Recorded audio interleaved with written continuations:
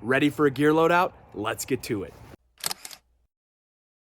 I've put together a really lightweight, awesome, high quality gear loadout that I wanted to share with you guys. So let's dive in, let's check out my new gear and see what I've got in my pack. This is the Waymark Evolve 35-liter pack. This is quickly becoming one of my favorite packs, weighing in at just 15 ounces. It's super ultra lightweight, packed full of function and features, and I'm really loving this thing. Okay, so as you can see, the Waymark Evolve 35-liter is a really stripped down, simplistic pack. But that does not mean that it's not going to come jam-packed full of features for what you need while you're out on trail. Some of my favorite features on this are going to be the mesh pocket. It's small enough and tight enough that it keeps my gear close to me, but it's big enough that I can fit everything I need, like my rain jacket, my poop kit, some snacks, and even more gear. The side pockets on this thing are another feature that is my favorite. There's even extra room with a Z seat and a 1-liter smart water bottle. There's also a side strap, a side compression strap that's very simple yet very effective. There's a small adjustable mechanism here for the sternum strap, and I add on a Hyperlite mountain gear shoulder pouch, which I find is perfect for my phone and my GPS device.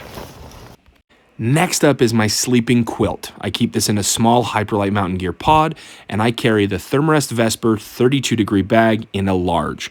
Some of the features on this are hydrophobic down, it has integrated pad straps, and a draft collar. Really high quality piece of gear that I'm excited to get out this summer. Next up is the Lanshan Pro 2. The Lanshan 2 was not a hard decision to make. It has a good reputation, has a good price point, and it was the perfect setup for me for this year. As you guys know, if you've watched my previous videos, you know that I've had the tarp tent double rainbow. I've had an Altiplex from Z-Packs. I've had all kinds of different tents, DCF, sil nylon, sil poly, and I've just come to the conclusion that for the type of backpacking that I'm doing, I don't have to have DCF, and at the time I just needed the extra money, so I sold my double rainbow and I picked up this tent. This is a trekking pole style tent, requires 2 trekking poles, 6 stakes minimum. I recommend 8 to 10 stakes in order to get all of the guy points out. I like to do the head and the foot end. One thing that I noticed when I set this up is that it's way bigger than I thought it was going to be. I can set up my Chair Zero from Helinox on the inside and sit in this thing. It's really tall, it's really spacious, and it's going to be the perfect tent for me this year. As you can see, I'm 6'1", I'm a large frame guy. I've got about 6 to 8 inches above my head, so I could sit in here, relax during the day if I'm waiting out a storm, but it's pretty awesome that I can fit my chair, my pack, and my pad all in the same place. Look for review videos and comparison videos for this tent later in the season after I've had the chance to test this. Next up, my sleeping pad for this year is the NeoAir Uberlite from thermarest.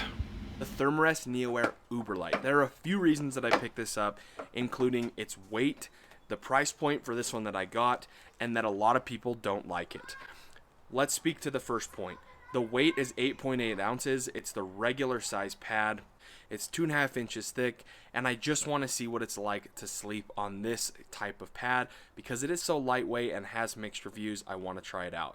Second was the price point. Now, typically right now, if you go out and buy it, it's going to be a little bit more expensive, but I was able to find the old style valve for really cheap at a local outfitter here in Utah. So I picked this pad up for a really cheap price. Now the last point.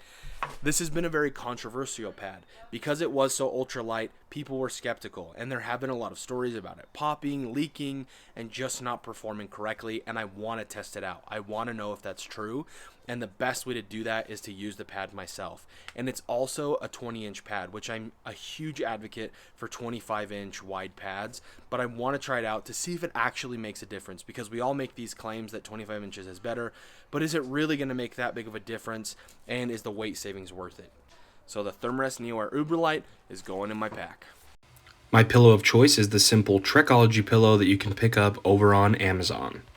For water storage, I'm carrying a 1-liter Life water bottle, a 2-liter soft-sided storage bag, and my Be-Free Katadyn water filter. I also carry some extra Katadyn tablets just in case. My cook kit from this year consists of the MSR Titan kettle that has a lid with a rubberized handle and a vent hole. I carry a small can of MSR fuel, a Bic lighter, and the BRS 3000 titanium stove. I also carry hot lips for when I have hot drinks at night or in the morning, and I carry the Tokes orange carry bag.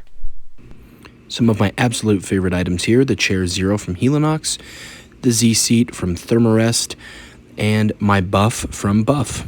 I also carry a small Sea to Summit towel for light cleanups and condensation. In addition to these items, I also carry my carbon trekking poles from Cascade Mountain Tech, my poop kit, Versa fanny pack from Hyperlite Mountain Gear, and my Garmin InReach Mini.